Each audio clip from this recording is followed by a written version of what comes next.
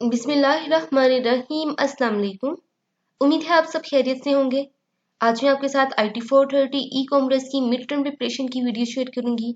Lecture wise हम इसे यहाँ से करेंगे। मैं इसके नोट्स बनाने लगी थी, फिर मैंने कहा कि किसी भी नोट से किसी भी फाइल के बीच में से पेपर नहीं आता, क्योंकि सारा पेपर तो हैंडआउट्स के बीच में से ही आता है।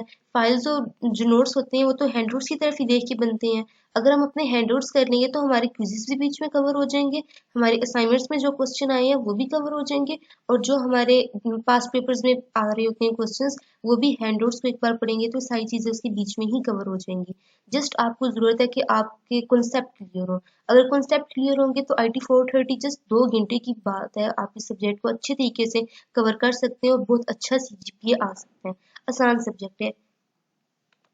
सारी परेशानियों को, सारी बातों को एक साइड पे रखें और जस्ट अपने कॉन्सेप्ट को क्लियर करें। किसी भी सब्जेक्ट में आपने टॉप करना है तो आपको दो चीज़ों की ज़रूरत है। सबसे पहले क्लैरिटी ऑफ माइंड, और सेकंड पे आ जाएगा clarity of thoughts, clarity of ideas. जब ये चीज़ें आपके पास मौजूद होंगी तो जो भी चीज़ आप याद करेंगे इंशाल्लाह वो बहुत ही ज़्यादा आपको अच्छे से समझ आएगी। सबसे पहले हमारे पास आ जाएगी ई कॉमर्स की डेफिनेशन। तो इसमें ये एक इमर्जिंग कॉन्सेप्ट है जिसके बीच में कोई भी प्रोडक्ट, सर्विस या इंफॉर्मेशन, इसका खरीदना, बेचना और आपस में एक दूसरे के साथ एक्सचेंज करना एक कंप्यूटर नेटवर्क के ऊपर, जिसके अंदर हमारे पास इंटरनेट शामिल है। इस सारे प्रोसेस को हम कहेंगे e commerce, electronic commerce. Commerce यानी कि चीजें आपस में बेचना, खरीदना, एक्सचेंज करना। अब चीजों में हमारे पास प्रोडक्ट, सर्विस और इंफॉर्मेशन आ जाएगी। नेक्स्ट, ई कॉमर्स की क्लासिफिकेशंस हैं। Business to business. अब ई कॉमर्स की जुबान में देखना मीन्स कि अगर मैं एक शैम्पू बनाने वाली कंपनी में काम करती हूँ या उसकी ऑनर हूँ, और अब मेरा शैम्पू, मैं सिर्फ ये नहीं कहूँगी कि बड़ी क्लास के लोगों ही मेरा शैम्पू यूज कर सकते हैं। अगर वो कोई चाय बनाने का जिसका ढाबा है, अगर उसका मालिक खरीद लेता है तो ये क्या होगा, बिजनेस टू बिजनेस। तो अब ई कॉमर्स की जुबान में इसको हम कहेंगे कि marketing transaction, electronic marketing transaction between two organisations या बिटवीन ऑर्गेनाइजेशंस। B2C इसी तरह इलेक्ट्रॉनिक मार्केटिंग ट्रांजैक्शन है मार्केटर के और शॉपर यानी कि जो खरीदने वाला है, कंज्यूमर है, उसके दरमियान। फॉर एग्जांपल हम ऑनलाइन कितनी चीज़ें मंगवाते हैं, जैसे कि Amazon.com से हम अपनी चीज़ें शॉपिंग वगैरह करते हैं। अब तो हर एक चीज़ ऑनलाइन हो गई है। कंज्यूमर टू कंज्यूमर यानी एक कस्टमर अपनी चीज दूसरे कस्टमर को सेल कर रहा है, जैसे यहाँ पे इंडिविजुअल सेलिंग इन क्लासिफाइड एड्स, ऑक्शन साइट्स यानी कि नीलामी की चीजें, मीन्स के OLX पे जो चीजें हम लोग बेचते हैं और फिर दूसरी चीजें आपस में एक्सचेंज कर लेते हैं। Consumer to business, C2B। इसमें जो कंज्यूमर होता है ना, वो ऑर्गेनाइजेशन को अपनी प्रोडक्ट्स बेचता है और इसमें ट्रांजैक्शन भी आती है। इंट्रा बिजनेस EC, इसमें ऑर्गेनाइजेशन की वो तमाम इंटरनल एक्टिविटीज आ जाती हैं, जैसे कि एक्सचेंज ऑफ गुड्स, सर्विसेज और information, selling corporate products to employees, online training, cost reduction. याद रखिएगा इसमें से लाजमी ऑब्जेक्टिव आता है, इसको बिल्कुल भी ना छोड़िएगा। नॉन बिजनेस, इसमें भी आ जाएंगी academic institution, not for profit organisations या गवर्नमेंट एजेंसीज आ जाएंगी, जो कि EC का इस्तेमाल करते हुए अपने ऑपरेशंस को, कस्टमर सर्विसेज को इम्प्रूव करना चाहते हैं और अपने एक्सपेंस को यानी अखराजात को रिड्यूस कम करना चाहते हैं। बेसिक डेफिनेशंस आ जाएंगी। वेब क्लाइंट, क्लाइंट यानी कि मैं हूँ। अब मैं कोई क्वेश्चन गूगल से पूछूंगी, कोई भी कहूंगी, मिसाल दे रही हूँ कि जैसे व्हाट इज कंप्यूटर या ई कॉमर्स क्या है, तो फिर ये क्या होगी, मेरी रिक्वेस्ट है जो कि मैंने उसको भेजी। अब कंप्यूटर क्या है, वेब सर्वर है। कंप्यूटर के बीच में अगर सॉफ्टवेयर इंस्टॉल कर दिया जाए, सर्वर सॉफ्टवेयर, तो फिर ये वेब सर्वर बन जाता है जो कि हमारी रिक्वेस्ट को सर्विस प्रोवाइड करता है, हमें खिदमत देता है अपनी। ब्राउजर, ये क्लाइंट साइड पे एक वेब डेटा होता है जो कि वेब डेटा के साथ इंटरेक्ट करती है। इंटरनेट, ये एक कंप्यूटर्स का इंटरनल नेटवर्क होता है जो कि एक सिंगल प्लेस पे आपस में कनेक्टेड होती हैं। एक्स्ट्रानेट, दो या दो से ज़्यादा इंटरनेट मिलकर आपस में एक्स्ट्रानेट बनाते हैं, जैसे कि VPN। Internet, global network of networks, इसको हम इंटरनेट कहते हैं। और नीचे अब ये बता रहा है कि हम सब कैसे काम करते हैं। क्लाइंट A है, ये अपना इंटरनेट के जरिए इधर से बात हो रही है, तो ये अपनी फाइल सर्वर X तक पहुंचा रहा है। फिर क्लाइंट B है, ये सर्वर Y तक पहुंचा रहे हैं। सारी मिलजुल के काम करती हैं। नेक्स्ट हमारे पास आ जाएगा वेब। वेब एक प्रोटोकॉल है। प्रोटोकॉल यानी स्टैंडर्ड सेट ऑफ रूल्स हैं जो कि कंप्यूटर इंटरनेट यूज करता है कम्युनिकेशन स्ट्रक्चर के लिए यानी मवासलाती ढांचे के लिए।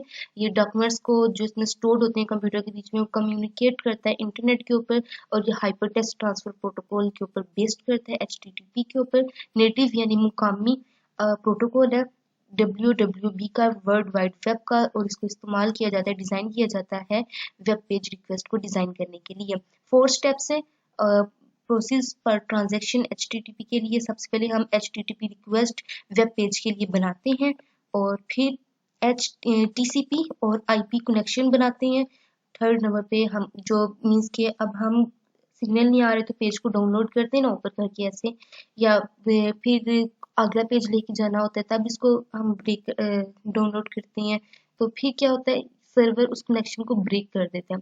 आगे क्या आ रहा है कि HTTP एक स्टेटलेस है, क्योंकि जो इसका फोर्थ पॉइंट है वो सर्वर उसके कनेक्शन को ब्रेक कर देता है। ये हम कह सकते हैं कि जो भी ऑपरेशन या ट्रांजैक्शन होती है वो नया कनेक्शन बनाती है, या जो भी ऑपरेशन होता है वो अपने अगला जो उसका कनेक्शन होता है उससे अनअवेयर होता है, उससे जानता नहीं होता, और हर एक नया क्लिक हर एक न्यू कनेक्शन को मुरतब करता है। साइड इफेक्ट्स इसके बता रहा है HTTP ट्रांसफर के जो भी जितनी भी वेब ट्रांजेक्शन होती हैं वो एक फाइल के बीच में से जो उसका रिकॉर्ड होता है कुछ लेफ्ट हो जाता है, और वो फाइल हमारे पास सर्वर के बीच में होती है, और उसको हम कॉमन लॉग फाइल कहते हैं। गुड न्यूज़ ये है कि कुछ यूजर्स का जो डेटा है वो पार्टिकुलर फॉर्मेट में लॉग फाइल्स के बीच में रिकॉर्डेड होता है, और बैड न्यूज़ ये है कि यूजर की प्राइवेसी मेंटेन नहीं रहती। What can you do this you do with this data? तो सबसे पहले रीअरेंज योर साइट, सेकंड पे change your marketing strategy and हिकमत अमली, making a mailing list. Lecture number 2 start करते हैं। What is network? Network simple connection of computers है जो कि एक सिंगल प्लेस पे आपस में एक दूसरे के साथ कनेक्टिविटी मीडिया के थ्रू कनेक्ट है, और इंटरनेट तक की जाएगी बात। Internet and global network of networks, यहाँ पे एक ऑब्जर्वेशन यूज की गई है लैन की। लैन यानी लोकल एरिया नेटवर्क एक सर्वर बेस्ड नेटवर्क है जो कि एक पार्टिकुलर प्लेस पे एक दूसरे के साथ कनेक्टेड है। और मोस्ट लैन्स जो होती हैं, अब मैं इसकी एग्जांपल भी आपको दूंगी, इसमें ज़्यादा हमारे पास क्लाइंट्स होते हैं और कुछ फ्यू सर्वर्स होते हैं। जैसे कि एक PTCL की डिवाइस होती है, मीन्स हम नेट के लिए से लगाते हैं, तो हमारे घर के सारे मोबाइल्स इसके साथ कनेक्ट होती हैं। घर की नहीं बल्कि 2-3 मोहल्ले के जो घर होते हैं उनके भी मोबाइल्स उसी डिवाइस के साथ कनेक्ट होती हैं। तो अब जो वो डिवाइस है वो हमारे पास सर्वर आ जाएगी, और जो हम अपना हॉटस्पॉट उस डिवाइस से लेते हैं वो हमारे पास क्लाइंट्स आ जाएंगे। अब ये दरमियान में एक हब है और ये सारे इसके साथ इसके क्लाइंट्स लगे हुए हैं। Wide networking your computer, networking यानी एक प्लेस पे कंप्यूटर्स को आपस में जुड़ा होना, कनेक्टिविटी मीडिया के थ्रू जिसके अंदर इंटरनेट का भी इस्तेमाल हो रहा हो। तो हम क्यों करते हैं? अपने रिसोर्सेज को शेयर करने के लिए और एक दूसरे के साथ कम्युनिकेट होने के लिए। अब हम नेटवर्किंग करते हैं फाइल शेयरिंग के जरिए, हार्डवेयर शेयरिंग के जरिए, प्रोग्राम शेयरिंग के जरिए, और जो यूजर कम्युनिकेट करते हैं मशीन के थ्रू उसको हम कहते हैं ईमेल सर्वर। सर्वर में पहले भी बता चुकी हूँ, हम कंप्यूटर को कहते हैं अगर उसके बीच में सॉफ्टवेयर सर्वर इंस्टॉल्ड हो जाए। नेटवर्क प्रोटोकॉल सिंपल ये एक कलेक्शन है स्टैंडर्ड रूल्स की, जिसके बीच में जो कंप्यूटर्स हैं वो एक नेटवर्क के ऊपर कम्युनिकेट करते हैं और अपना डेटा एक दूसरे के साथ एक्सचेंज करते हैं। नेक्स्ट हमारे पास एक डेफिनेशन आ जाएगी प्रोटोकॉल स्टैक की, और बहुत इंपॉर्टेंट टॉपिक ISO। ये 1970 में ISO की आगे से मॉडल था। ISO यानी इंटरनेशनल ऑर्गेनाइजेशन फॉर स्टैंडर्ड्स, इसका मॉडल आगे से था OSI मॉडल यानी ओपन सिस्टम इंटरकनेक्शन। इसकी टोटल 7 लेयर्स हैं। यहाँ पे बात की गई है हेडर की। हेडर एक पीस ऑफ इंफॉर्मेशन है जिसे हम हर लेयर, इसकी 7 लेयर्स है ना, तो जो 6 लेयर्स हैं उनके स्टार्ट पर जो डेटा होता है उसके साथ इसको अटैच करते हैं। जो एक लेयर रह जाती है वो फिजिकल लेयर होती है, उसके अलावा सबके साथ हम ये इसके जो स्टार्ट पे बिगिनिंग में जो डेटा होता है उसके साथ इसको अटैच करते हैं। यहाँ पे एक टर्म यूज हो रही है इनकैप्सुलेशन की। इनकैप्सुलेशन यानी कि जो डेटा मूव हो रहा होता है अगर वो डाउन साइड पे जाए, और मैं भी आपको आगे समझाऊंगी भी, और सेंडिंग साइड मशीन पर हो तो उसको हम इनकैप्सुलेशन कहते हैं। और डीकैप्सुलेशन के अगर वो उस डेटा की जो मूवमेंट है वो अप साइड हो और वो रिसीविंग साइड पे हो तो इसे हम डी इनकैप्सुलेशन कहते हैं। अब यहाँ से आप देख लें, ये ISO मॉडल है और ऐसा ही मॉडल, ये सेंटर साइड है और ये रिसीवर साइड है। अब यहाँ पे डेटा की मूवमेंट डाउन साइड है और ये सेंटर साइड है तो ये इनकैप्सुलेशन होगा। यहाँ पे डेटा की मूवमेंट अप साइड है और रिसीवर साइड है तो ये डी इनकैप्सुलेशन होगा। अब इसकी लेयर्स को बार बार पढ़ेंगे। एप्लीकेशन लेयर ऑब्जेक्टिव के लिए याद रखिएगा कि टॉप लेयर होती है OSI मॉडल की, इसे हम फाइल ट्रांसफर और डेटाबेस क्यूरीज के लिए यूज करते हैं। हर एक लेयर के बीच में प्रोटोकॉल्स का इस्तेमाल किया गया है। प्रोटोकॉल यहाँ पर आएगा HTTP और FTP और प्रेजेंटेशन लेयर ये ट्रांसलेटर लेयर होती है, और इसके बीच में हम माइन प्रोटोकॉल यूज करते हैं, यानी multipurpose internet mail extension protocol file formats और डेटा टाइप्स को डिफाइन करने के लिए। सीजन लेयर ये जो सेंडर और रिसीवर मशीन के दरमियान जो कम्युनिकेशन लिंक होता है, जो कि उसके उसको इंस्ट्रक्शन प्रोवाइड करता है ड्यूरिंग अ सीजन, तो इसको हम कहेंगे सीजन लेयर। और इसके बीच में कम्युनिकेशन के 3 मोड्स बताए गए हैं। मैं आपको छोटा छोटा बता देती हूँ। सिंप्लेक्स मोड के बीच में वन डायरेक्शन कम्युनिकेशन होती है, मीन्स के एक बंदा बात कर सकता है। और हाफ डुप्लेक्स के बीच में 2 डायरेक्शन कम्युनिकेशन हो सकती है, और लेकिन सेंडर भी मीन्स मैसेज कर सकता है और रिसीवर भी कर सकता है, लेकिन एक टाइम पर एक ही बंदा काम कर सकता है। और जो फुल डुप्लेक्स है ना, उसके बीच में ये भी मोड ऑफ कम्युनिकेशन की थर्ड टाइप है। इसके बीच में 2 डायरेक्शन कम्युनिकेशन हो सकती है, और इसमें दोनों पार्टीज एक टाइम पे अपना मैसेज सेंड कर सकती हैं। ट्रांसपोर्ट लेयर, इसके बीच में 2 प्रोटोकॉल्स यूज हो रही हैं। टीसीपी, आगे इनकी एब्रिविएशन लिखी हुई है, टाइम का मैं इसमें जल्दी जल्दी लगी हुई हूँ, और यूडीपी। और इसके बीच में इसकी 2 फंक्शंस होती हैं, ये इधर इसने बताया है। पहले में क्या होता है कि डेटा को डेटा पैकेट्स में कन्वर्ट करना होता है, और सेकंड में डेटा का जो फ्लो ऑफ कंट्रोल है उसका रिस्पॉन्सिबल होता है। नेक्स्ट हमारे पास नेटवर्क लेयर आ जाएगी। इसके बीच में आईपी एड्रेस की बात की। अब देखें, अब मैं अपना जो मैसेज या कोई फाइल शेयर करती हूँ तो दूसरे कंप्यूटर तक पहुंच जाती है जिधर मैंने उसको शेयर करना होता है। इसका क्या मतलब है कि जो मेरा कंप्यूटर है उसको दूसरे कंप्यूटर के आईपी एड्रेस का पता है, नहीं तो किसी दूसरी जगह पे क्यों नहीं चली जाती। ये एक सेटिंग होती है, मीन्स ये आईपी एड्रेस के थ्रू मुमकिन हो सकता है। यहाँ पे जो प्रोटोकॉल यूज किया गया है वो RIP है और ARP प्रोटोकॉल है। डेटा लिंक लेयर, इसमें डेटा पैकेट्स डेटा फ्रेम्स की जगह प्लेस किए जाते हैं, और यहाँ पे नेटवर्क इंटरफेरेंस का ड्राइवर्स और प्रोटोकॉल्स को यूज किया जाता है। और mathematical calculations, clinical dependency recheck, ये काम होता है इसके बीच में। फिजिकल लेयर, मैं पहले भी बता चुकी हूँ कि फिजिकल लेयर ये लास्ट लेयर होती है, इसका कोई हेडर नहीं होता। बाकी सब 6 लेयर्स का हेडर होता है, लेकिन इसका हेडर नहीं होता। इसमें जो जितनी भी इंफॉर्मेशन होती है उसको पहले बाइनरी डेटा में कन्वर्ट किया जाता है, और फिर जो आंसर आता है, रिजल्ट आता है, उसको इलेक्ट्रॉनिक सिग्नल्स की फॉर्म में आता है, जैसे कि 0 1 की फॉर्म में आता है। नेक्स्ट बहुत important topic TCP IP stack. इसकी जस्ट ना 4 लेयर्स होती हैं। अब इसको हम कंपेयर करेंगे TCP IP की 4 लेयर्स को OSI की 7 लेयर्स के साथ। देखें, एप्लीकेशन लेयर जो से है ना, वो OSI की एप्लीकेशन लेयर, प्रेजेंटेशन लेयर और सीजन लेयर के बराबर होती है। अब आप कैसे याद कर सकते हैं?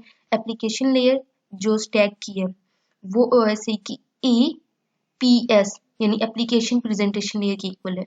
होस्ट टू होस्ट लेयर, ये इसकी सेकंड लेयर है स्टैक की, और OSI की ट्रांसपोर्ट लेयर की इक्वल है। इंटरनेट लेयर इक्वल है नेटवर्क लेयर के, और network layer TCP IP stack की वो OSI की डेटा लिंक लेयर के इक्वल है। नेक्स्ट यहाँ पे ये बता रहा है कि ये डिफरेंट हमने TCP IP स्टैक्स यूज किए हैं। अब ये टेलनेट HTTP ये क्या चीज़ है, हम इसे आगे डिस्कस करते हैं। ये यहाँ पे देखें, इसकी एब्रिविएशंस बता रहे हैं। HTTP हाइपरटेक्स्ट ट्रांसफर प्रोटोकॉल, अब इसको यूज करते हैं हम वेब पेज रिक्वेस्ट के लिए। टेलनेट यानी टर्मिनल एमुलेशन प्रोटोकॉल, आगे इसका पर्पस बताया गया है। तो ये हर एक की यहाँ पे इसने एब्रिविएशन और पर्पस लिखा हुआ है। ऑब्जेक्टिव के लिए एक बार लाजमी से पढ़ लीजिएगा। आईपी एड्रेसिंग वही सेम चीज़ के जहाँ पे मैं अपना मैसेज शेयर करती हूँ, जिस कंप्यूटर के साथ फाइल शेयर करती हूँ उसी तक क्यों पहुँचता है, क्योंकि ये आईपी एड्रेस इनके आपस में मैच करते हैं। ये इसमें 4 डेसिमल नंबर्स होते हैं जिनको हम पीरियड्स के थ्रू सेपरेट करते हैं। पीरियड्स इस फुल स्टॉप को कहते हैं। अब ये नंबर लिखा हुआ है, देखें ये टोटल 4 नंबर डेसिमल नंबर्स हैं, और इनको एक एक कोमा के थ्रू इनको मतलब सेपरेट किया गया है। और इसमें 32 बिट स्ट्रीम होती है हर इंफॉर्मेशन की। अब आपको ये तो पता ही होगा कि अगर डेसिमल में बाइनरी में जाना है तो हम इनका एलसीएम लेके चले जाते हैं, और अगर बाइनरी से डेसिमल में जाना है तो हम इसके ऊपर नंबरिंग करते हैं, मींस लेफ्ट टू राइट। अब यहाँ पे लिखा हुआ है ना 0, अब ये तो एलसीएम ली है। अगर मैंने इस फॉर्म को ये जो आई हुई है इस फॉर्म को बाइनरी से डेसिमल में करना है तो मैं क्या करूंगी, यहाँ से लेफ्ट टू राइट इसके ऊपर नंबरिंग करूंगी, 0 1 2 3 4 5 6 7 ऐसे करके नंबरिंग करूंगी। 2 की पावर दूंगी इसको, जैसे कि 2 की पावर 0 मल्टीप्लाई बाय 1 प्लस 0 की पावर 2 की पावर 1 मल्टीप्लाई बाय 0, मीन्स आगे ऐसे करके इनका एडिशन निकाल के मैं दरम्यान में हमेशा प्लस ही आएगा, इनको सारा प्रोसेस करके मैं आंसर ले आऊंगी। Classes of IP address objective के लिए याद रखिएगा कि टोटल इसकी 5 क्लासेस हैं, A B C D E. जो पहली 3 क्लासेस हैं ए बी सी वो जनरल पब्लिक के लिए इस्तेमाल होती हैं, और जो डी ई है ये इस्तेमाल होती है people belonging to certain special groups. ये बात थी। नेक्स्ट आगे आ जाए। यहाँ पे इसकी प्रोसेसिंग सारी बता रहा है, वर्किंग बता रहा है।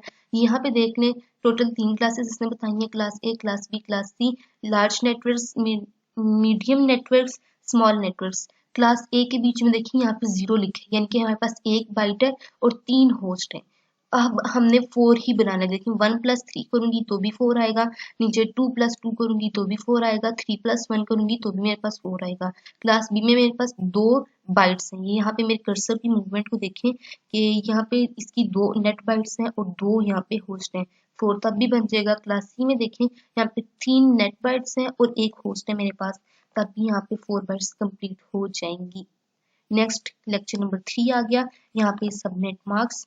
तो आईपी एड्रेस एक मीनिंगलेस होता है कंप्यूटर के लिए जब तक उसके सबनेट मास्क को अकम्पेंड ना कर दिया जाए। ये हमें बताता है कि कौन सा पार्ट आईपी एड्रेस के साथ कोरस्पॉन्ड करना चाहिए नेटवर्क एड्रेस के लिए, और कौन सा पार्ट कोरस्पॉन्ड करना चाहिए होस्ट मशीन के साथ नेटवर्क के ऊपर। और इस सबनेट मास्क को हम 4 डेसिमल नंबर्स में 4 डेसिमल नंबर्स होते हैं जिनको हम पीरियड्स के साथ सेपरेट करते हैं। और ये इसने आगे आईपी एड्रेस की टाइप्स भी बता दी हैं। देखें इसमें यहाँ पे लिखा हुआ है ABC मेरी 3 टाइप्स हैं, और यहाँ पे class A, class B, class C 255 हमने बस हर एक के साथ एक्स्ट्रा एक्स्ट्रा लगा देना है, तो ये इसकी तीनों टाइप्स हो जाएंगी। आईपी वेरिएंट 4 को हमने वेरिएंट 6 की जगह वेरिएंस 4 की जगह हमने वेरिएंट 6 को प्लेस कर दिया है। ये 128 bit IP address hexadecimal format में होता है, और इसका टोटल एस्टिमेट 3.4 × 10⁻38 होता है। डोमेन नेम सिस्टम बहुत इंपॉर्टेंट का टॉपिक है। इसमें एक ही काम होता है कि जो भी आपको इंफॉर्मेशन दी गई है उसका आपने आईपी एड्रेस निकाला होता है, डीएनएस, और ये एक डोमेन नेम यूनिक होता है। इस देखें जिसका मैं नेट पे गूगल पे सर्च करती हूँ टेररिज्म, तो वहाँ पे डिफरेंट किस्म के ब्लॉग्स मेरे सामने आ जाएंगे। मीन्स कि जो हर एक ने अपनी हर राय दी होगी, कोई इंटरनेशनल अदादोशुमार लिखा होगा, कोई वाकया बीच में कोट किया होगा, तो वो क्या होगा ब्लॉग। अब जब ब्लॉग बनाते हैं ना हम, तो हमें वहां पे एक डोमेन की जरूरत होती है। तो ये कह रहा है कि हर एक को पैसे दे के, देखें जिसने जो डोमेन लेनी है वो पैसे दे के लेता है, और एक डोमेन एक बंदे के नाम पे रजिस्टर होती है, और डोमेन नेम्स यूनिक होते हैं, कोई भी किसी से मैच नहीं करता होता। और एक फुली क्वालिफाइड डोमेन के बीच में लेफ्ट टू राइट उसका काम होता है, मीन्स ट्रांसलेशन की जाती है उसके आईपी एड्रेस के बीच में। क्वालिफाइड डोमेन के बीच में जो बनती है वो टॉप लेवल डोमेन टीएलडी से बनती है, और सेकंड लेवल डोमेन से बनती है, और सब डोमेन से। ये 3 चीजों से एक qualified domain, fully qualified domain बनती है। टीएलडी के बीच में 7 पॉपुलर टीएलडीज आ जाएंगी, जैसे .com, .edu, .org, .gov, .net, .countryname, .int। SLD के बीच में कंपनी और इंस्टीट्यूशन एंटिटी का नाम आ जाएगा। सब डोमेन के बीच में कंपनी या इंस्टीट्यूशन की जियोग्राफिकल या फंक्शनल यूनिट्स आ जाएंगी। होप्सो कि आपको समझ आ रही होगी। यकीन जाने इनकी मैंने नेट पे वीडियो देखी है, बहुत ही ज़्यादा उसने टाइम लिया हुआ है। 29 मिनट्स की एक वीडियो है। जाहिर सी बात है, कॉन्सेप्ट वाली बात है, थोड़ा सा टाइम तो लगेगा। इसके बीच में आप देखें डोमेन नेम सर्वर की डेफिनेशन है, रूट नेम सर्वर की है, और लोकल नेम सर्वर की डेफिनेशन है। इनको एक एक बार पढ़ लीजिएगा। नेक्स्ट यहाँ पर देखें बता रहा है कि जो डोमेन नेम होता है उसकी अपनी एक हायरार्की होती है, और जो डोमेन नेम जो होता है उसकी जो रजिस्ट्रेशन होती है वो एक ऑर्गेनाइजेशन उसको सुपरवाइज करती है, उसको कंट्रोल करती है, और उस ऑर्गेनाइजेशन को हम कहते हैं internet corporation for assigned names and numbers, ICAAN। और ये ऑर्गेनाइजेशन डिफरेंट रीजन्स के अंदर काम करती है, जैसे कि APNIC एपनिक काम करती है एशिया और पैसिफिक रीजन के बीच में, और ARIN एरिन काम करती है अमेरिका और साउथ अफ्रीका में।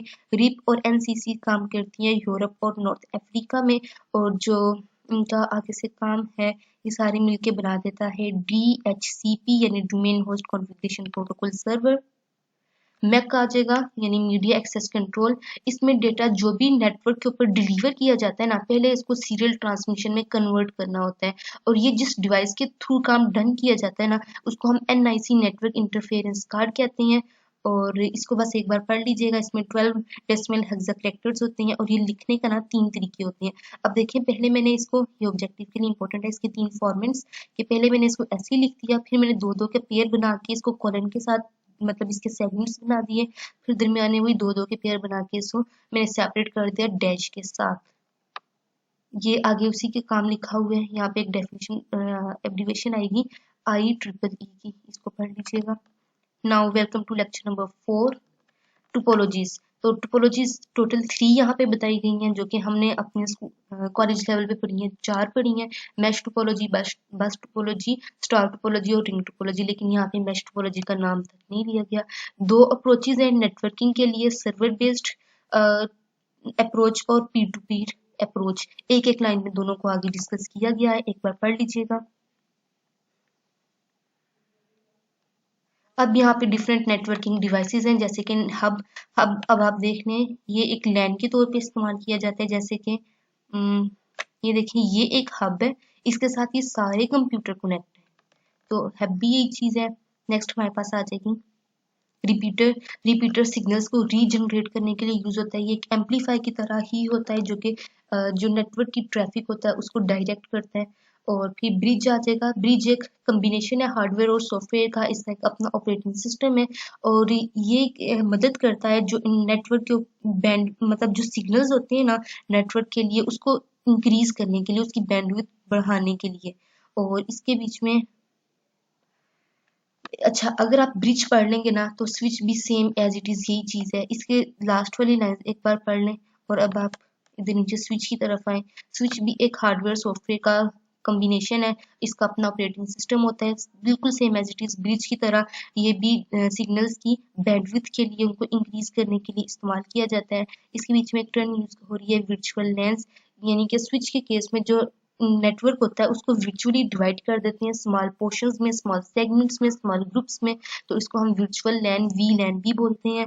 और देखें, सेम एज इट इज, ये आखिर वाली लाइन है, वहां से मिलती जुलती हैं, इनका कॉन्सेप्ट एक जैसे ही है। रूटर ये भी हार्डवेयर और सॉफ्टवेयर का एक कॉम्बिनेशन होता है, जिसके बीच में जो डेटा पैकेट्स होते हैं इनको फॉरवर्ड, यानी उसकी जो डेस्टिनेशन है उस तक पहुंचाना होता है इंटरनेट के ऊपर। ये आगे इसकी सारी वर्किंग बताई गई है। केबलिंग ऑप्शंस को देखते हैं। सबसे पहले हमारे पास आ जाएगा कॉपर बेस्ड केबल्स, यानी कि इसकी हमारे पास 2 टाइप्स आ जाएंगी, कोक्सियल और ट्विस्टेड पेयर केबल्स। और ट्विस्टेड पेयर की वजह से 2 टाइप्स आ जाएंगी, UTP यानी कि अनशिल्डेड ट्विस्टेड पेयर, और शिल्डेड ट्विस्टेड पेयर। नेक्स्ट वन है हमारे पास फाइबर ऑप्टिक्स केबल, ये नेटवर्क के इंटरनेट के लिए इस्तेमाल की जाती है, और यानी कि जो डेटा डिलीवर किया जा रहा है उसकी हाई स्पीड के लिए इसको इस्तेमाल किया जाता है। याद रखिएगा कि फाइबर ऑप्टिक्स के जो केबल होती है उसके बीच में हम ग्लास का, प्लास्टिक फिलामेंट्स का और पल्सेस ऑफ लाइट का इस्तेमाल करते हैं डेटा को ट्रांसफर करने के लिए। टेलीफोन, इलेक्ट्रिकल वायर्स, ये भी कनेक्टिविटी पर्पस के लिए होती हैं। वायरलेस ऑप्शंस, यानी इसमें हमारे पास वाईफाई और ब्लूटूथ आ जाएगा, इंफ्रारेड कनेक्टिविटी और सैटेलाइट माइक्रोवेव ट्रांसमिशन आ जाएगी। नेक्स्ट हमारे पास एड्रेस प्रोटोकॉल्स आ जाएंगे, ARP और RARP। इसको एक बार पढ़ लीजिएगा, इंपॉर्टेंट नहीं है, बहुत important question. Role of ISP, internet service provider, तो इसको हम इस्तेमाल करते हैं, ये वो ऑर्गेनाइजेशंस होती हैं जो कि इंटरनेट कनेक्शंस प्रोवाइड करती हैं, और वेब होस्टिंग और न्यू ग्रुपिंग और इंटरनेट ईमेल की ऑफर सर्विसेज हमें प्रोवाइड करती हैं। इसके बीच में हमारे पास आ जाएगा IAP, internet access provider, metropolitan area network, ethernet, MAE, इनकी एब्रिविएशन और डेफिनेशन एक एक लाइन की, इसको एक बार पढ़ लीजिएगा, और NAP आ जाएगा। नेक्स्ट लेक्चर नंबर 5 आ गया हमारे पास, john@hotmail.com। अब ये एक ईमेल एड्रेस है, इसको पहले हमने ट्रांसलेट करना है IP एड्रेस के बीच में। DNS, डोमेन नेम सिस्टम के थ्रू हम पहले इस टॉपिक को पढ़ चुके हैं। 3 प्रोटोकॉल्स यहाँ पे ईमेल के लिए यूज किए जाते हैं, ऑब्जेक्टिव के लिए याद रखिएगा। SMPT, simple mail transfer protocol, इसमें हम मैसेज सेंड करने के लिए सर्वर्स के दरमियान इसका इस्तेमाल करते हैं। सेकंड पे आ जाएगा POP3, पोस्ट ऑफिस प्रोटोकॉल 3, और थर्ड पे हमारे पास आ जाएगा IMAP internet message access protocol. आगे से इनकी एक एक लाइन का डिफरेंस भी यहाँ पे बताया गया है, आप देख सकते हैं यहाँ से, और डेफिनेशन भी बताई गई है। नेक्स्ट जिसके बारे में हम पढ़ रहे थे HTML, फाइनली वो चीज आ गई, हाइपरटेक्स्ट मार्कअप लैंग्वेज। तो इस ये जो हाइपरटेक्स्ट मार्कअप लैंग्वेज है ना, ये वेब डॉक्यूमेंट्स को डिफाइन करती है, उसकी वजाहत करती है। ये टैग्स की लैंग्वेजेस है, इसके बीच में से बेतहाशा ऑब्जेक्टिव आता है, क्वेश्चन भी आते हैं, याद रखिएगा। अब टैग स्पेशल लेटर्स को या कीवर्ड्स को कहते हैं जो कि एंगुलर ब्रैकेट्स के बीच में क्लोज होती है। यहाँ से आपकी HTML की बेसिक स्टार्ट हो रही है। ओके, और इस जो HTML होते हैं ये इंडिपेंडेंट होते हैं, इसके फिक्स नंबर ऑफ टैग्स होते हैं और एट्रीब्यूट्स होते हैं। जस्ट आप इन चीज़ों को याद रखें ना, जिस तरह अब हम कलर के बारे में पढ़ेंगे, कलर का टैग होगा तो उसके बीच में कितने एट्रीब्यूट्स आएंगे और क्या उसका फॉर्मेट होगा, तो आपकी HTML यहीं पे खत्म हो जाएगी, आपको यहीं से समझ आ जाएगी। बस ये दो चीज़ें आपने ध्यान में रखनी है। अब यहाँ से हम प्रोग्राम स्टार्ट करने के बारे में सोच रही हैं। देखिए हमेशा जो प्रोग्राम स्टार्ट होगा ना, वो आपने ऐसे एंगुलर ब्रैकेट के बीच में कैपिटल लेटर्स में HTML लिखना है। सेकंड नंबर पे हेडिंग आएगा, हेडिंग के बीच में जो हमारा टैग यूज होगा ना, अब टैग ये चीज है कि एंगुलर ब्रैकेट के बीच में आपने कोई लफ्ज लिख दिया हो, कोई मीनिंगेबल वर्ड लिखा हो, ठीक है। उसके बीच में हमारे पास टाइटल की हेडिंग आती है, हेड के बीच में। टाइटल के बीच में टाइटल क्या चीज है, एक मिनट यहाँ पर आए,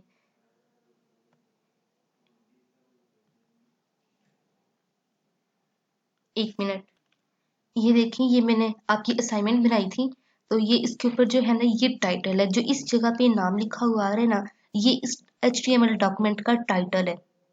अब आ जाते हैं हम अपने हैंडआउट्स के ऊपर। तो टाइटल के बाद इनको लाजमी यहाँ पे क्लोज भी करना होता है। अब हम इनको क्लोज कैसे कर सकते हैं, ये देखें, जो बॉडी है ना, बॉडी का टैग स्टार्ट होने से पहले ना हमने टाइटल को तो उसी लाइन में एंड कर देना होता है, और हेड को उसके बाद हम एंड कर देते हैं। उसके बाद जाके बॉडी स्टार्ट होती है। बॉडी के बीच में जो चीज हमने प्रिंट करानी है, जिसका डॉक्यूमेंट बनाना है ना ब्राउजर के बीच में, तो वो चीज लिखते हैं। जैसे यहाँ पे लिखा है a simple page with just this sentence. Body को भी एंड किया, सबसे पहले आपको याद होगा हमने HTML का टैग लगाया था, और सबसे आखिर में हर जो प्रोग्राम होता है उसके आखिर में HTML का टैग लगता है। और ये जो स्लैश यूज की गई है ना, ये एंड के लिए यूज की जाती है। ये आपको स्लैश हर एक के साथ एंड में नजर आ रही होगी, तो ये एंड के मतलब डॉक्यूमेंट, अब ये जो टैग है यहाँ पे एंड हो गया, तो आगे इसकी वर्किंग नहीं होगी, इस वजह से ये हम लगाते हैं कि टैग एंड हो गया। जो टैग हम स्टार्ट करते हैं ना, उसको लाजमी एंड भी करते हैं। अब यहाँ पे पहली चीज इन्होंने बता दी है कि अगर आपने टेक्स्ट फॉर्मेटिंग करनी है तो उसके लिए आपको एंगुलर ब्रैकेट्स के बीच में P लिखना पड़ेगा। अब P के साथ इसका एट्रीब्यूट क्या है, जो चीज मैं आपको मेनली बता रही थी ना, एट्रीब्यूट में आ जाएगा अलाइन। अलाइन यानी कि हम सेंटर भी सिलेक्ट कर सकते हैं या लेफ्ट और राइट ये भी सिलेक्ट कर सकते हैं। BR यूज होता है लाइन को ब्रेक करने के लिए, मीन्स कि अगर एक लाइन का स्पेस देनी है या दो लाइन की स्पेस देनी है तो फिर हम दो बार BR लिखेंगे, और वैसे ये लाइन को ब्रेक करने के लिए यूज होता है। फिर उसके बाद जो ये है बी, अब देखें जो टैग शुरू हो रहा है उसको एंड भी लाजमी कर रही है।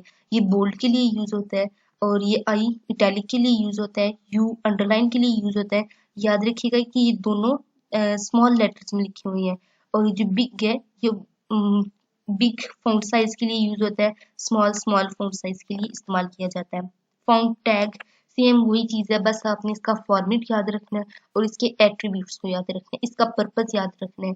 अब डिफरेंट प्रॉपर्टीज हैं फॉन्ट की, जैसे कि पहला इसका है एट्रीब्यूट फेस कलर। अब लिख कैसे सकते हैं कि मैंने ब्रैकेट स्टार्ट की, उसके बीच में फॉन्ट लिखा और यहाँ पे साइज दे दिया कि जो साइज है वो 5 हो, दरमियान में कोई कोमा नहीं, कोई मैंने इसके इन्वर्टेड कोमाज नहीं लगाए। फिर कलर दे दिया कि रेड आए, फेस दे दिया कि वो राइल आए, ठीक है। अब एग्जाम्पल में देखने वही मैंने HTML लगाया, हेड को एंड किया, फिर बॉडी लगाई, और बॉडी के बीच में मैंने लिखा हेडिंग 1। H1 क्या होता है, हेडिंग 1, ठीक है। और P के बीच में लिखा here is the first paragraph, this is some. अब जो मैंने लिखना है ना बोल्ड टेक्स्ट करके, मीन्स के ये देखें, ये जो बी लिखा हुआ है और ये आई एंगुलर ब्रैकेट्स के बीच में, इसका मतलब है कि ये देखें यहाँ पे एंड भी हो रहा है, इसके दरमियान वाला जो टेक्स्ट है ना, इस पे ये ऑपरेशन नाफिज कर दिया जाए, यानी अब बोल्ड टेक्स्ट जो लिखा हुआ है ना, अब ये जब हमारी द ब्राउजर पे लिखा हुआ है तो ये इटैलिक भी हो और बोल्ड भी हो। अब यहाँ पे इसने क्या किया है, फॉन्ट फेस क्या बता दिया इसने, अराइल लिखा हुआ आपके पास। तो अब साथ में इसने अलग से मुझे बताया कि this text is in the italic format. अब देखना यही चीज आगे यहाँ पे लिखी हुई आ जाएगी। यहाँ पे मैंने बॉडी को एंड किया और HTML को एंड किया। देखिए यहाँ पे ये आ जाएगा फॉन्ट। फॉन्ट को मैं जहाँ से स्टार्ट करती हूँ यहाँ से मैंने इसको स्टार्ट किया था और मैंने इसको आगे आगे एंड भी कर दिया। ये देखें, this is my main title और here is my first paragraph, और जो कुछ वहां पे लिखा हुआ था और ये बोल्ड करके भी लिखा हुआ है, बोल्ड टेक्स्ट, उसको इटैलिक भी किया हुआ है और बोल्ड भी किया हुआ है। 6 हेडिंग्स हैं ये HTML के लिए, ये याद रखिएगा, टोटल 6 ही होती हैं। और क्रिएटिंग बेसिक HTML, तो ये जिस तरह की मैंने आपकी असाइनमेंट बनाई थी ना, उसका हम कैसे क्रिएट करते हैं, ये सेम वही सारा तरीका लिखा हुआ है यहाँ पे। अब बहुत टाइम लग जाएगा इसको डिस्कस किया तो। लिस्ट इन HTML, यहाँ पे जो यूज किया है UL, ये अनऑर्डर्ड लिस्ट के लिए है, और जो OL है वो ऑर्डर्ड लिस्ट के लिए है। इसी तरह LI है बीच में, जो इसके बीच में लिखा जाएगा काम। ये देखना, ऊपर वाली अनऑर्डर्ड थी, नीचे वाली ऑर्डर्ड लिस्ट है। और ये यहाँ पे इसका बताया गया है कि विथ है, ये साइज है, ये अलाइन और नॉन शेड है। यहाँ पे ऊपर आए, नहीं बल्कि नीचे यहाँ पे इसको डिस्कस किया है कि जो HR है ये हॉरिजेंटल लाइन के लिए है, और जो विथ है, साइज है, अलाइन के, नो शेड है, ये इसके एट्रीब्यूट्स हैं हॉरिजेंटल लाइन के। अब बता रहे हैं कि जो HR है और BR है, इसके कोरस्पोंडिंग क्लोजिंग टैग्स नहीं है, इनके बस ये स्टार्ट होते हैं, इनके क्लोजिंग टैग्स नहीं होते, ना HR के ना BR के। नेक्स्ट आगे आ जाए, और ये कह रहा है कि आप जो ऑर्डर लिस्ट है ना, उसके लिए कुछ भी सिलेक्ट कर सकते हैं, छोटा वाला AB भी सिलेक्ट कर सकते हैं, बड़ा वाला AB भी सिलेक्ट कर सकते हैं, स्मॉल रोमन नंबर्स और ऐसी डिफरेंट चीजें आप सिलेक्ट कर सकते हैं। अप्लाइंग इमेजेस इन HTML, इसके लिए आपको पता होना चाहिए कि हम इमेज का टैग यूज करेंगे, इसके एट्रीब्यूट्स में हमारे पास CR आ जाएगा, आगे और भी इसके एट्रीब्यूट्स यूज हो रहे हैं। देखिए यहाँ पे विथ भी यूज हो रहा है और हाइट भी यूज हो रहा है। यहाँ पे देखें, image screen cache dot gif. अब गिफ और जी JPG, ये दो इमेजेस के फॉर्मेट हैं, ये हम जस्ट यूज करते हैं। हाइट और विथ और अलाइन, ये देखिए वही चीजें हैं सेम, इनके एट्रीब्यूट्स लिखने का तरीका जस्ट देख लीजिएगा। और डॉक्यूमेंट को किसी भी ग्राफिक्स को डाउनलोड करना है, उसका तरीका है, इंपॉर्टेंट नहीं है, रहने दें। लेक्चर नंबर 6 आ गया, बेसिक्स ऑफ HTML। यहाँ पे देखें, जो टेक्स्ट होते हैं वो भी लिंक्स हो सकते हैं, इमेजेस वो भी लिंक्स हो सकते हैं। Links can be used for email. जो लिंक्स होते हैं उनको हम ईमेल के लिए इस्तेमाल करते हैं। इसके एट्रीब्यूट में हमारे पास हेरिफ आ जाएगा और इसको हम यूज करते हैं एंचरलॉग 1 के लिए। इसके बीच में क्या होता है ना, जैसे कि अब मैंने यहाँ पे लिखा है, एक मिनट, यहाँ पर जो भी आपने लिंक देना है ना, जैसे मैंने यहाँ पे ये वाला लिंक दिया हुआ है, अब हेरिफ का क्या मतलब होगा कि ये इसको ना, यहाँ पे मैंने एंचरलॉग A का भी इस्तेमाल किया है, हेरिफ का भी इस्तेमाल किया। अब हेरिफ क्या करेगा कि इस कोड को, यहाँ पर तो इसने लिंक लिखा हुआ है, लेकिन पेपर में ना जो ब्राउजर होगा, ब्राउजर के बीच में इसको हाइड कर देगा, और आगे जो वर्चुअल यूनिवर्सिटी लिखा है ना, अब देखें जिस तरह जब हमारे पास कोड लिखा हुआ होता है, ये अक्सर कोई चीज लिखी आती है तो वहां पर बाकी सब ब्लैक में लिखा होता है, लेकिन यहाँ पे ऐसा कोई ब्लू सी चीज, ब्लू से करके या कोई बोल्ड करके कोई एक लफ्ज लिखा हुआ होता है, और जब हम उसके ऊपर क्लिक करते हैं तो आगे से पूरी उसकी वेबसाइट खुलकर आ जाती है। तो हेरिफ का भी सेम यही काम है, इसका क्लोजिंग टैग भी है, और जो कि, और ये क्लिकेबल होता है, मीन्स कि अब मैं यहाँ पे इसका ब्राउजर आ गया ना, सेम मैंने देखिए वही तरीका लगाया। अब मैं इसके ऊपर देखें, ये ब्लू कलर का आपको वर्चुअल यूनिवर्सिटी अंडरलाइन शुदा नजर आ रहा होगा। अब जब मैं इसके ऊपर ब्राउजर के ऊपर क्लिक करूंगी ना, वर्चुअल यूनिवर्सिटी के ऊपर, तो यहाँ पे फिर मुझे वर्चुअल यूनिवर्सिटी की वेबसाइट के ऊपर ले जाएगा। लिंक लिखने का मकसद ये है कि एक तो हेरिफ इसको क्या करेगा, हाइड कर देगा उसके ऊपर, वेब ब्राउजर के ऊपर, और दूसरा जो वर्चुअल यूनिवर्सिटी है ना, ये इसके लिंक के ऊपर जब हम क्लिक करेंगे तो इसके वेबसाइट के ऊपर हमें ले जाएगा। फिर चेंजिंग कलर इन बैकग्राउंड, तो इसके बीच में आपने इसके एट्रीब्यूट्स को देखना है, इसके पर्पस और इसके सिंटैक्स यानी जो फॉर्मेट है ना, उसको लिखने के तरीके को बस देखना है। जैसे कि यहाँ पे BG कलर, ये भी हम इसके एट्रीब्यूट के तौर पे यूज करते हैं, और टेक्स्ट और लिंक ये भी इसके एट्रीब्यूट के तौर पे यूज करते हैं। और यहाँ पर ये आ जाएगा इसकी एग्जाम्पल, और यहाँ पे कह रहा है कि RGB, ये 6 हेक्साडेसिमल नंबर्स हैं, ये इनका 6 डिजिट का कोड है जो कि यहाँ पे इसने इसको प्रोवाइड किया। और रेड, ग्रीन, ब्लू, अब ये बता रहा है कलर के बारे में, और ये सारा लिखने का तरीका कि बैकग्राउंड कलर है, और ये आगे से देखें सेम वही चीज है। बेसिक चीज़ ये है कि आपको HTML का प्रोग्राम स्टार्ट करना आता हो। मैं इसको थोड़ा सा कम कर देती हूँ। अगर आपको प्रोग्राम स्टार्ट करना आ गया, बीच में फॉर्मेट लिखना आ गया, एंड करना आ गया, तो आपको मीन्स सारा कुछ HTML के बारे में पता चल जाएगा। मेटा इन्फॉर्मेशन, इसके लिए थोड़े टाइम की ज़रूरत है, क्लैरिटी ऑफ माइंड की ज़रूरत है, क्लैरिटी ऑफ थॉट्स की ज़रूरत है। अगर ये चीज़ें आपके पास होंगी तो ये HTML कोई भी मुश्किल चीज़ नहीं है। लेकिन अभी टाइम इतना कम है कि मैं जस्ट आपके साथ ही मोटा मोटा ही शेयर कर सकती हूँ। अब मेटा इन्फॉर्मेशन, ये इन्फॉर्मेशन वेब पेज कंटेंट के लिए अबाउट हमें बताता है, इन्फॉर्मेशन होती है। और ये हेड के बीच में लोकेट करता है, HTML का जो टैग होता है ना हेड, उसके बीच में ये आता है। और ये सारा इसका प्रोग्राम बताया गया है। फिर आगे से टेबल्स आ जाएंगे, टेबल्स के आगे से अपने इसके एट्रीब्यूट्स आ जाते हैं। एट्रीब्यूट में पहले टेबल का टैग यूज होता है और फिर एट्रीब्यूट में इसके दो टैग्स आ जाएंगे, TR यानी टेबल रो टैग, और फिर TD यानी टेबल डेटा टैग। अब आगे हम इनको यूज करेंगे। और फिर टेबल एंड टैग भी है इसका, देखें टेबल डेटा। उसके लिए जो इसके एट्रीब्यूट्स हैं वो कूल्स, कॉलम्स पेन है और रोज पेन है, ये दो टैग्स यूज किए हैं इसमें बीच में। और आगे इसका प्रोग्राम है, टेबल टैग एट्रीब्यूट। अब इसके बीच में टेबल बॉर्डर, ये इसका एक टैग बनेगा। और table width, table height, cell padding, ये इसका एक टैग बनेगा। नीचे आ जाए सेल स्पेसिंग, फिर टेबल बैकग्राउंड। और ये आगे से बस ये इसके एट्रीब्यूट थे, लिखने का तरीका बस चेक कर लें। सेम ये भी वही चीज़ है। नेक्स्ट हमारे पास आ जाएंगी फॉर्म्स। फॉर्म एक वेब पेज है जो कि उसके text boxes, drop down list और कमांड बटन की वजह से मतलब पॉपुलर है, पॉपुलेटेड है, जो कि हमें इंफॉर्मेशन प्रोवाइड करते हैं, हम यूजर्स को इंफॉर्मेशन देते हैं। इसके बेसिक टैग्स हमारे पास ये आ जाएंगे। अब इसके एट्रीब्यूट्स के बारे में पढ़ते हैं, तो उसके बीच में एक्शन और मेथड, ये इसके दो एट्रीब्यूट्स आ जाएंगे। इधर भी जस्ट हमने ये देना होता है, इसका जो होता है URL देना होता है, लिंक देना होता है। अब इसकी टाइप्स के बीच में हमारे पास आ जाएंगी फॉर्म्स में सबमिट और reset button, first type, text boxes second type, third boxes में।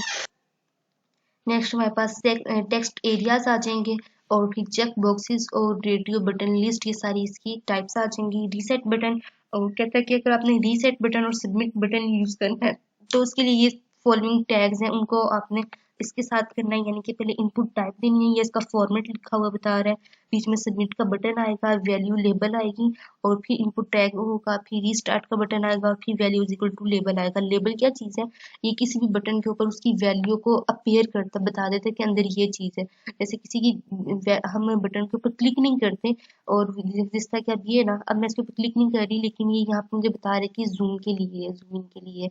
और you want to use value attribute, अब ये इसका एट्रीब्यूट भी आ गया है।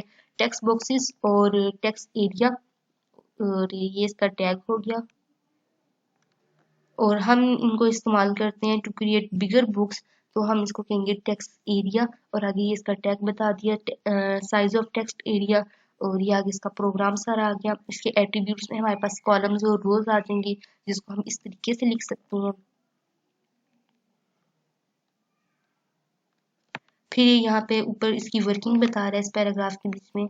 और यहाँ पे लेक्चर नंबर 7 स्टार्ट हो जाएगा, सेम ये वही वाला प्रोग्राम आगे चल रहा है। फिर आ जाएगा रेडियो बटन। अब क्या है कि इसके ऊपर एक और डेफिनेशन गुजरी है यहाँ पे, ये देखें चेक बॉक्सेस की।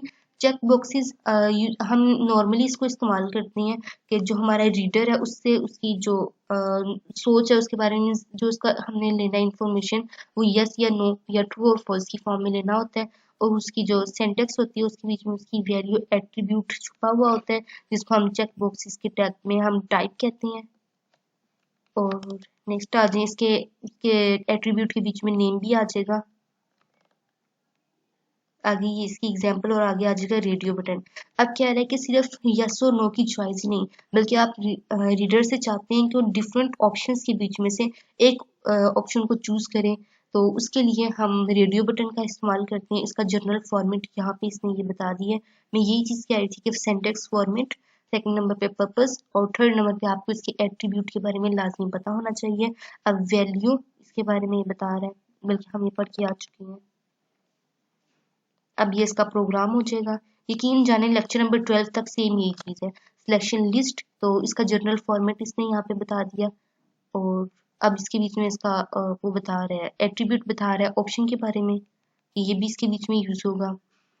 सिलेक्टेड एट्रीब्यूट है, इसके मल्टीपल एट्रीब्यूट्स हैं जो कि यूजर को, जो रीडर होता है वो मल्टीपल आइटम्स के बीच में सिलेक्ट करता है। अब ये जो प्रोग्राम है इसको ही आप देख लें, इसने इसका HTML का स्टार्ट किया, बॉडी की मीन्स के सारे पढ़ने की चीज़ है, आप एक बार पढ़ लेंगे ना आपको समझ आ जाएगी। यहाँ पे फॉर्म एक्शन है, आगे इसने लिंक दे दिया, ठीक है। मेथड और पोस्ट हमने पढ़ा हुआ है कि जो इसका फॉर्मेट है उसके बीच में मेथड और एक्शन दोनों चीज़ें यूज होंगी। अब इसने एक्शन को पहले यूज कर लिया फॉर्म के बीच में, और जो मेथड है ये इसका सेकंड एट्रीब्यूट है। अब मेथड के बीच में इसने लिखा पोस्ट, यानी सिलेक्ट योर नेशनैलिटी, पी लिख दिया, पी पैराग्राफ के लिए होता है ये हमें पता है। और यहाँ पे इसने बता दिया कि सिलेक्ट नेम, नेम सिलेक्ट करो, साइज उसका 4 हो, ऑप्शन बता रहा है कि ये अमेरिका हो, आपकी नेशनैलिटी क्या है, ऑस्ट्रेलियन है या हंगरियन है या इंडियन है या ईरानियन है और या पाकिस्तानियन है, फ्रेंच है, मीन्स ऐसे डिफरेंट ऑप्शंस दे दिए हैं। अब देखा जाए तो यहाँ पर आपका प्रोग्राम एंड हो जाता है यहाँ पे, ठीक है। आगे आप बस ये बॉडी के टैग को एंड करें और HTML के टैग को एंड करें तो यहाँ पे आपका प्रोग्राम एंड हो जाता है। लेकिन अगर आगे और समझना है तो यहाँ पे देखें क्या रहा है, सिलेक्ट योर फेवरेट सिटी। अब सिटी के बारे में क्या रहा है, सिटी का नेम के आपने देना है, जैसे सिडनी है, लंदन है या लाहौर है। अब इसके बीच में से आपने सिलेक्ट करना है। यहाँ पे भी देखें तो ये आपका प्रोग्राम यहाँ पर भी एंड हो जाता है, ठीक है। लेकिन यहाँ पे आगे इसने कोई काम दिया है कि कंट्रीज विजिटेड लास्ट ईयर, तो बता रहा है कि उनके 5 टोटल कंट्रीज हैं, नाम दे दिया उसने नीचे, कनाडा, रशिया। अब क्योंकि ये ऑप्शंस के बीच में से आएगा ना तो रीडर ने बीच में से किसी एक ऑप्शन को करेक्ट करना होगा, तो फिर ये इस वजह से ऑप्शन के टैग के बीच में हमने लिखा है। फिर Russia, England, Egypt, Saudi Arabia. फिर देखिए यहाँ पे इसने बॉडी के टैग को एंड किया और HTML के टैग को एंड किया। सेम इसकी आउटपुट यहाँ पे नीचे आ गई है कि सिलेक्ट योर नेशनैलिटी, और बीच में इंडिया, पाकिस्तान, फ्रेंच आ गया। सिलेक्ट योर फेवरेट सिटी, तो यहाँ पे इसने डिफरेंट सिटीज में से एक लाहौर को सिलेक्ट कर लिया। और select visited last areas, visited countries last year, तो इसके बीच में आपने कोई डिफरेंट ऑप्शंस दे दिए हैं और आपने वो सिलेक्ट करना है। देखें कितने आसान से प्रोग्राम है। लेक्चर नंबर 8 स्टार्ट हो गया। ये इसके फॉर्म सेट, फ्रेम सेट और फ्रेम, ये 2 बेसिक टैग्स हैं इसके। ये 2 सीन्स टाइप्स हैं, पेज कंटेंट और फ्रेम सेट पेज। ये विंडो के लिए हम इसे इस्तेमाल करते हैं कि जो विंडो स्क्रीन है उसके डिवाइड कर दिया जाए ताकि जो एक है उस पर यूज़र अपना काम कर सके और मीन्स डिफरेंट टाइम एक वक्त में डिफरेंट कामों देख सके, डिफरेंट चीज़ों को, पेजेस को ओपन कर सके। ये इसका इन्होंने दे दिया है, प्रोग्राम दे दिया कि यहाँ पे इसने टाइटल में लिखा हॉरिजॉन्टल फ्रेम। यहाँ तक तो यकीनन आपको समझ आ गई होगी। अब ये नीचे बता रहा है कि जो फ्रेमेस्ट रो है ना, वो उसकी फ्रेम सेट की जो रो है ना वो 25% एक हो और जो दूसरी रो हो वो 75% हो। और नीचे इसने मुझे 2 बार फ्रेम लिख के दे दिया और मुझे अब आप देखें 2 मेरे पास इसने साइज बता दिया रोज का और 2 बार ही फ्रेम दिया। लास्ट में इसने फ्रेम सेट को एंड किया और HTML को एंड किया। अब देखें जो मेरे पास ये फ्रेम बन के आया ब्राउजर के बीच में, ऊपर वाला 25% था और नीचे वाला 75% था। बात क्लियर होगी। फ्रेम 2 बार क्यों लिखा है, क्योंकि मुझे 2 रोज चाहिए थी। देखिए 2 रोज बन गए नीचे। अब इसको मैंने वर्टिकली कर दिया, नीचे वर्टिकल फ्रेम्स लिख दूंगी टाइटल के बीच में। और बाकी देखें मैंने, क्योंकि आप वर्टिकल कॉलम को कहते हैं ना, तो अब यहाँ पे इसने बता दिया कि उनका कॉलम का साइज होना चाहिए। ये देखिए कॉलम का साइज बता रहा है 20 हो, 60 हो और 20% हो। और 3 बार इसने यहाँ पे फ्रेम लिखा, फिर फ्रेम सेट को एंड किया और फिर HTML को एंड किया। अब इसकी आउटपुट को देखें तो यहाँ पे देखें ये ऐसी आ रही है, पहला 20%, दूसरा 60% कॉलम और तीसरा 20% वाला कॉलम आ गया। सेम आगे से इसकी दूसरी डायग्राम है, सॉरी प्रोग्राम है। यकीन जाने लेक्चर नंबर 12 तक सेम एज इट इज ऐसे ही है। फिर आप आ जाएंगे लेक्चर नंबर 13 के ऊपर, 14 और 15 के ऊपर, ये जावा स्क्रिप्टिंग के ऊपर है। लेक्चर नंबर 16 आ जाएगा फिर उसके बाद, तो वो XML के ऊपर है। और फिर HTML और XML के ऊपर है। फिर 17 और 18 आ जाए तो ये CGI स्क्रिप्ट के ऊपर है। मीन्स के यकीन जाने लेक्चर नंबर 12 तक सेम एज इट इज ऐसे ही है। समझाने को तो मैं समझा दूँ लेकिन आपका टाइम बहुत लग जाएगा। इससे बेहतर ये है कि आप जस्ट जो भी हेडिंग आए ना उसके पर्पस को याद कर लें, फॉर्मेट को याद कर लें और एट्रीब्यूट्स को याद कर लें। आगे मेरे पास इंशाल्लाह टाइम हुआ तो जावा स्क्रिप्टिंग का एक वीडियो में आपको बता दूंगी 15-20 मिनट की, के 3 लेक्चर्स हैं जावास्क्रिप्ट के इकट्ठे, उसमें से लाजमी एक क्वेश्चन आता है। और फिर जो लास्ट वाले लेक्चर्स हैं यकीन जाने वो तो यकीन जाने 10 से 15 मिनट की मार है, बहुत आसान है वाले लेक्चर्स को भी मैं आपको करवा दूंगी। तो होप्स हो कि आपका कॉन्सेप्ट यहाँ तक क्लियर हो गया होगा। कोई भी बात समझ में ना आई हो तो कमेंट्स में लाजमी पूछ लीजिएगा, इंशाल्लाह मैं आपको लाजमी गाइड करूंगी। अगर मैं अभी करने लग जाऊँ तो टाइम बहुत लगेगा। आपने खुद भी देखा होगा कि इसकी एक एक लेक्चर की वीडियो 29 मिनट्स की है, और अगर हम LMS पे चले जाएं तो उसकी बात ही खत्म हो जाती है, एक लेक्चर की वीडियो 59 मिनट के पर जा रही है। तो मैंने बहुत कोशिश की है कि कम से कम टाइम पे आप तक ये कॉन्सेप्ट को डिलीवर करूँ। आगे टाइम बचा तो तीनों जो लेक्चर्स हैं 13, 14, 15 जावास्क्रिप्टिंग के, इसके ऊपर भी वीडियो बना दूंगी। और जो लास्ट के लेक्चर्स हैं उसके अंदर पहले में आ जाएगा हमारे पास XML, दूसरी में बात की गई है उन्होंने HTML XML के ऊपर, और लास्ट जो 17 लेक्चर है ना उसके अंदर बात की है CGI स्क्रिप्ट के ऊपर, और जो लास्ट वाला है उसके बीच में लैंग्वेजेस आ जाएंगी, HTML language, XML language, different languages के बारे में डिस्कस किया गया। तो अपनी दुआ में याद रखिएगा, इंशाल्लाह वो वीडियोस भी मैं आपके साथ शेयर कर दूंगी, लेकिन आप लेक्चर नंबर 12 तक अपने कॉन्सेप्ट को क्लियर कर लें। तो नेक्स्ट वीडियो में मिलते हैं। अल्लाह हाफिज़।